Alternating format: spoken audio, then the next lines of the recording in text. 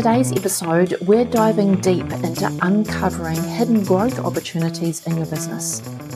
If you've been feeling like you're simply treading water, working harder, but going nowhere, not seeing the results that you expect, then this episode is for you. Let's identify those bottlenecks in your marketing, your sales, and your operations that could be holding you back from seeing the real growth that you want for your business. Kia ora and welcome to Business Your Way.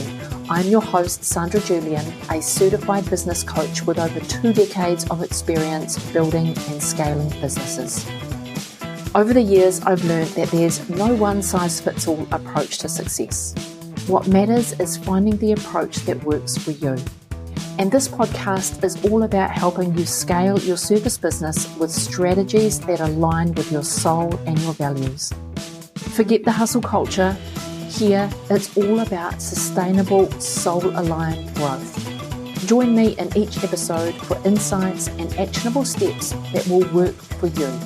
Let's make your business feel right for you in a way that truly fits your life. Today, we're going to talk about something that every business owner experiences at some point or some stage in their business. And this is hitting a plateau. You're putting in the work, you're giving everything to your business, yet the results just aren't matching the effort that you're putting in. And not only is this incredibly frustrating, it's extremely exhausting. One of the main reasons this happens is because of the bottlenecks in your business. These are areas in your success pathway framework that are slowing you down without you even realizing it. Have you ever heard that saying that you can't read the label on a jar when you're inside the jar? Well, that's what's going on here. When there's bottlenecks in your business, you can't see them because you're too close to the operations. You're too intimate with your business to see what's holding you back. But once you can spot these bottlenecks, you can clear them. Then that's when the real growth starts to happen. And by the end of this episode, my hope is that you'll know exactly where to look for the hidden opportunities and how to make small strategic changes that can lead to much bigger results for you and your business.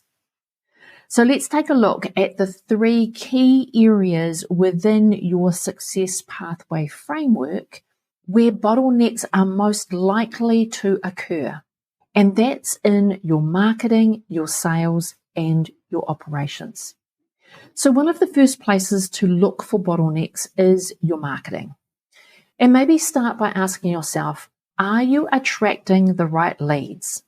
You might be putting in all of the hours to get your business out into the world and so people know about it. But if you're not connecting with your ideal client, then it's like throwing spaghetti at the wall and just hoping it'll stick and hoping someone will turn up to your business.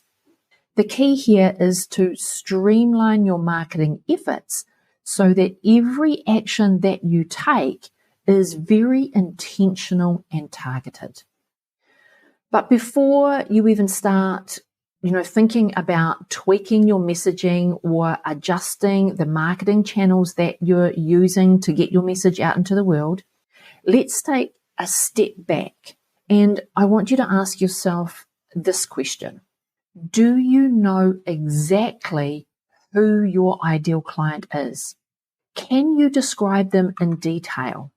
Because if you don't have a crystal clear picture on who your ideal client is, what their challenges are, what motivates them, and where they spend their time, then any marketing efforts, no matter how refined, they just aren't going to bring that right fit client in your door. None of your marketing efforts are going to hit the mark. So that's the first place to start, right? Because once you've identified your ideal client, the next step is to ask yourself, is my current marketing message speaking directly to that person? So does your marketing message address their specific pain points? And is your marketing message positioning your business as the solution that they are looking for to solve their problem? And this is where so many businesses lose traction, because usually they're trying to appeal to a really broad audience, or their messaging is really generic. And so nobody's listening because you're not speaking to that right fit client for your business. You're not speaking to them in a way that resonates with the problems they're experiencing at the moment. So it's essential that your message resonates with the exact people that you want to attract to your business. So once you've done that, then look at the marketing channels that you're using. Are you meeting your ideal clients or your right fit clients where they are showing up online? And here's an example. If you're pouring your time and energy into Instagram, but your ideal clients are actually hanging out over on LinkedIn, or they might prefer email communication, that's how they might prefer to receive information, then you're missing an opportunity to connect with them where they are most engaged. And real growth happens when you match the right message to the right audience on the right platform. So to get rid of your bottlenecks in this area of marketing, start by getting specific about who your ideal client is. Ensure your messaging speaks directly to them about the problems that they are experiencing, and then choose the marketing channel where they are most likely turning up and where you have a greater chance of reaching them. This combination will help you eliminate your marketing bottlenecks and will start driving more qualified leads towards your business. Alrighty, the next area to examine is your sales process. Are your leads converting into paying clients, or are they dropping off somewhere along the way? This is where we need to talk about your sales funnel. And I know that's a bit of like business talk jargon, and I'm not a huge fan of the term sales funnel, but it is what it is, right? And a sales funnel is essentially the journey that a potential client takes from the moment they first come in contact with your business all the way to when they decide to purchase and work with you. For service-based businesses, this funnel might look like someone sees your content, or they see your services online, or they get referred to you by another one of your clients, or they've experienced your service in some way, shape, or form in their journey themselves. So once they've seen your content, experienced your service, or been referred to you, they usually then express interest by signing up for maybe one of your free resources, or they might book some time in your calendar to have a call with you, or they might email you about your services. They make that initial inquiry. Then you get them onto a call so you can talk to them a bit more about what's going on and what they're looking for. Sometimes that's a phone call, sometimes it's a Zoom call, sometimes it's an in-person meeting. That can show up in a varying ways for different businesses. But from there, it's highly likely as a service business, you're sending them a proposal or a quote or some form of written invitation for them to work with you. And then finally, they either say yes or no. So that's what a funnel would look like for a typical service-based business. But here's the big question. Where are potential clients getting stuck in your funnel? Are they dropping off after they've had that discovery call with you? Are they hesitating once they receive your proposal? Or are they getting lost in between there somewhere? These are indicators of bottlenecks in your sales process. And in my experience, many business owners don't have a clear sense of what their sales process actually looks like in the first place. They're not really clear of what it looks like from the start to the finish of when someone initially reaches out to when they say yes to working with you, most businesses don't have a clear picture of all the steps in that sales process. They don't even realize that that is a sales process because they haven't defined that series of steps that they consistently follow with each lead, which can then lead to those missed opportunities, right? So if this sounds familiar to you, your first step is to map out your current sales process. And you can do this by asking yourself, what does a typical journey look like for a potential client coming into your business right through until they say yes to working with you? What are all of those steps? Map that out. So take a look at the last 5 clients that came into your business that began working with you. How did they come in? Like, what was their first contact that they made with your business? Then what did you do? Then what did you do? Then what did you do? Keep asking yourself that question until you've got all of the steps in your sales process mapped out. And did each of the last 5 clients follow that same process? So once you've mapped it out, it's time to look at your friction points. Those moments where those potential clients might be hesitating or dropping off. The common issue amongst so many business owners that I see is the follow-up. So I want to ask you, are you following up with potential clients after that initial consultation, or after you've sent them the proposal, or even after they've made that initial inquiry, but they haven't yet booked that initial consultation? Where are you not following up? Often business owners assume that no response means disinterest, but many times it's just that a client needs a little nudge, or they need clarification in order to move forward, but it's just not on the top of their to-do list.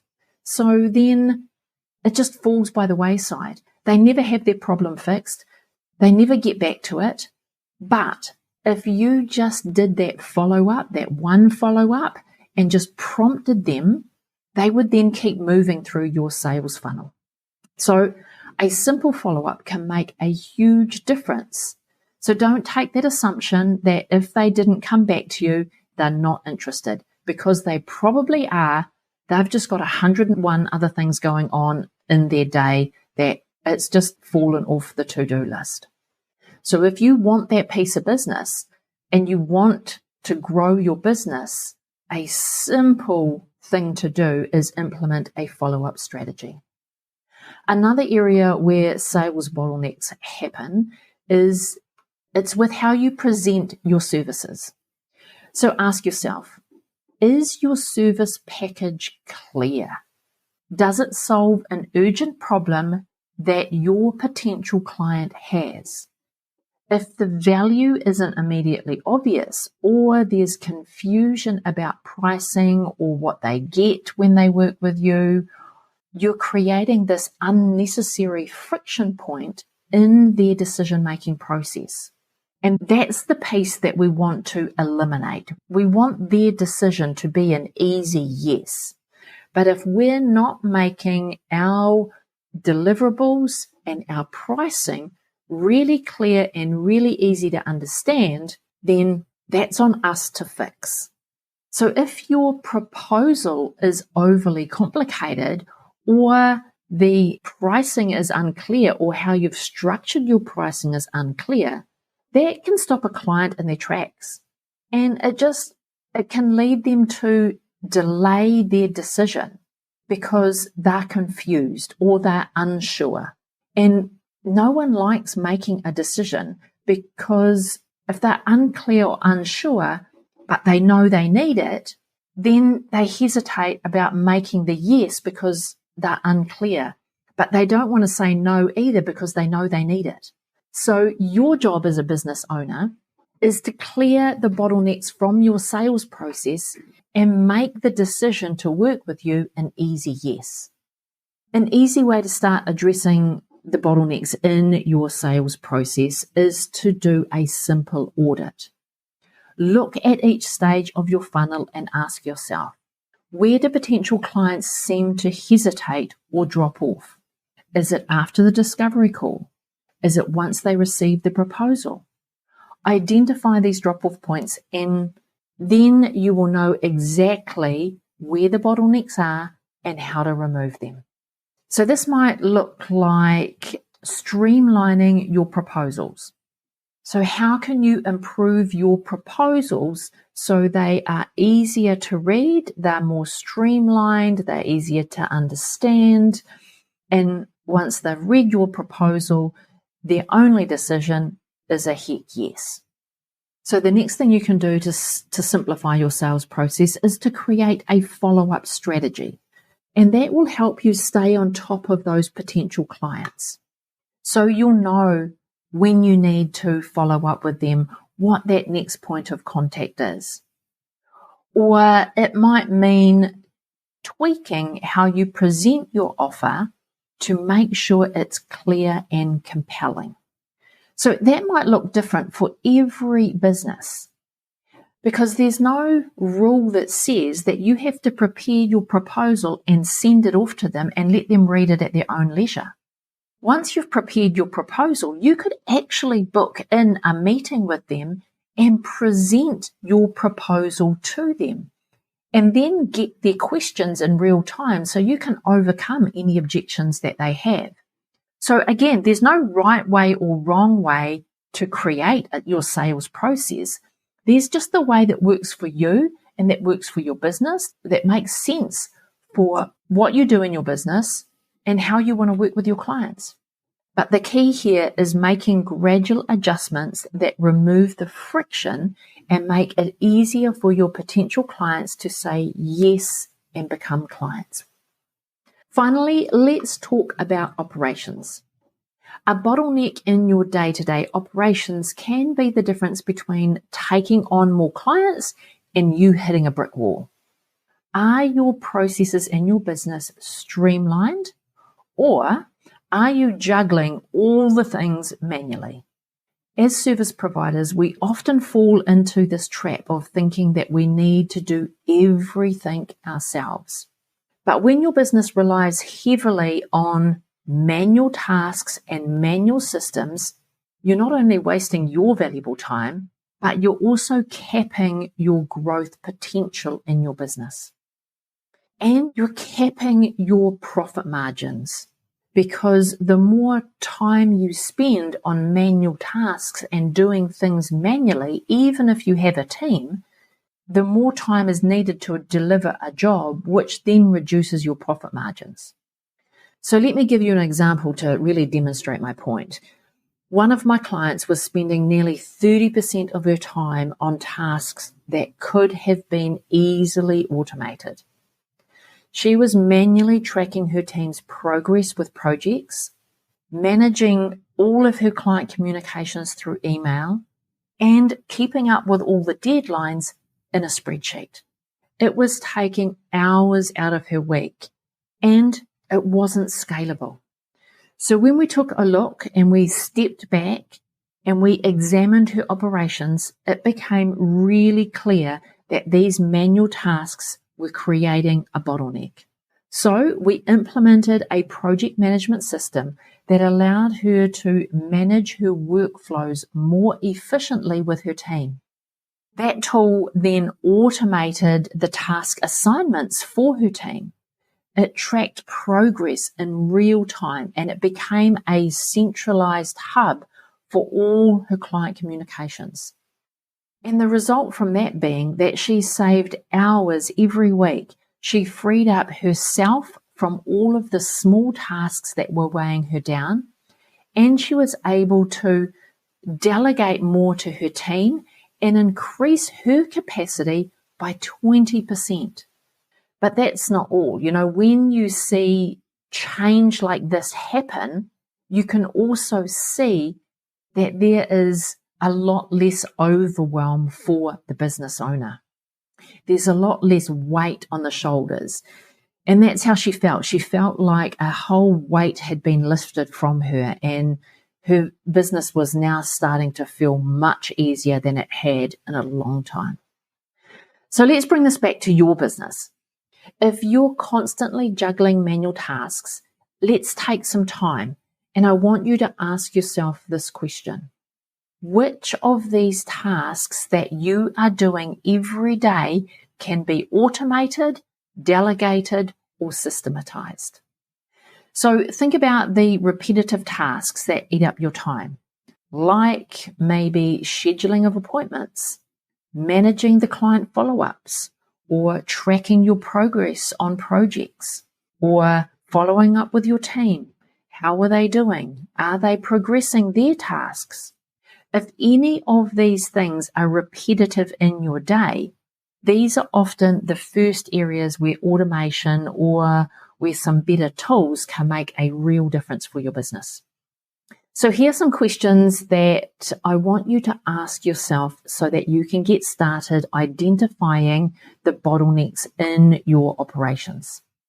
So first question, how much time are you spending each day on repetitive or administrative tasks? Next question, do you have workflows in place for managing client projects, team collaboration, or task delegation? That's really a simple yes or no. And the last question I want you to ask yourself, are there tools or software that could streamline these tasks and give you back some of your time? And I guarantee you the answer to that question is always yes. But it's not just about saving you time though, right? It's about streamlining your operations, which will improve the quality and consistency of your service. So when you're not bogged down with all of the manual tasks, you can put some focus into delivering the best possible experience for your clients. You can put your energy into looking after your clients. And that always leads to higher client satisfaction, better client retention, and more referrals from your existing clients to bring in more clients. I know for most service-based businesses, referrals are the best way to grow a business, and usually they are the biggest source of leads for a business. And there is nothing wrong with the majority of your business coming from referrals. And that is really only possible when you can put the time and energy into ensuring your client experience is top-notch.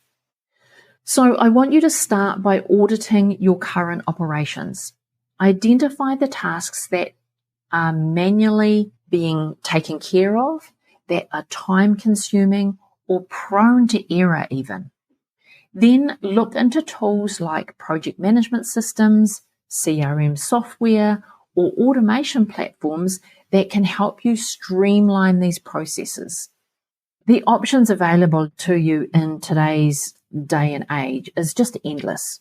So much more than when I started my business, over 2 decades ago. The options were super limited. But now there's very little that you can't automate. But processes and streamlining processes, they've been around forever and a day. So they are a tried and true thing to ensure that you've got happening in your business. We just want to ensure that not only are they streamlined and systematized, but you've got some automation in there as well. And it's small things like automating your appointment scheduling or setting up a template for your client onboarding. Just these small changes can free up a significant amount of time and energy, allowing you to take on more clients and scale your business without that constant feeling of overwhelm or that there's a lot of weight sitting on your shoulders. So as you streamline, you'll notice that it becomes easier to bring new team members on board, new contractors into the mix, or collaborate with other businesses because you'll have clear processes and systems in place. Your business will be more efficient, and that makes it more scalable and much less reliant on doing everything manually. So there you have it. Those are just a few examples of where bottlenecks can happen in your business. The important thing is to start identifying them. one by one by one, so that you can start to make small changes, and every small change that you make will result in some big growth in your business. But if you're struggling to pinpoint the exact bottlenecks that are in your business because you are on the inside of the jar trying to read the label, then that's where the business growth snapshot can help you. This is my new offer for you, and it's just $50. And for $50, which is nothing, I'll take a close look at your marketing, your sales, and your operations and show you exactly where your growth opportunities are and give you a clear, actionable plan to start making improvements in your business right away. You won't have to second guess yourself or bend yourself into all kinds of shapes so you can read the label on the outside of your jar.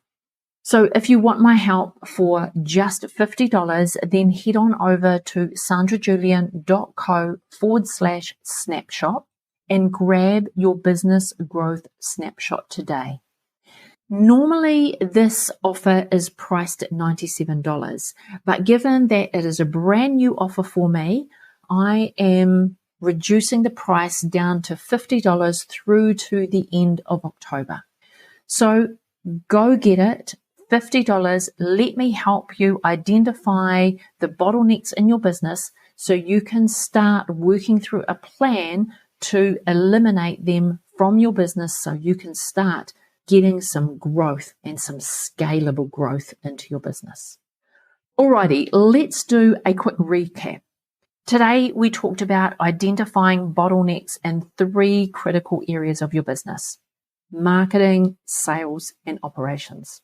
And by focusing on these areas, you can start making small adjustments that lead to big growth.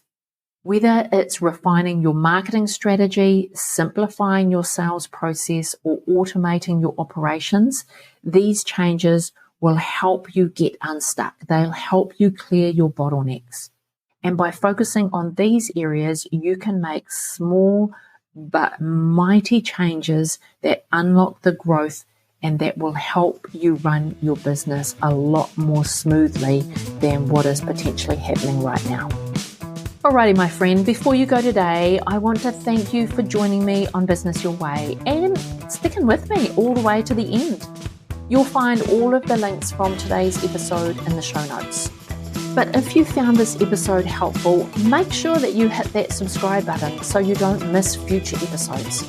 And I'd really appreciate if you could share it with a friend and leave a review.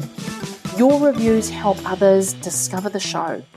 And I'd love to hear your thoughts on the topics that I'm bringing to you and the guests that we have. There's a link in the show notes for you to reach out and give me your feedback. Remember, your success is what I am all about. Until next time, keep being the boss and building your business your way.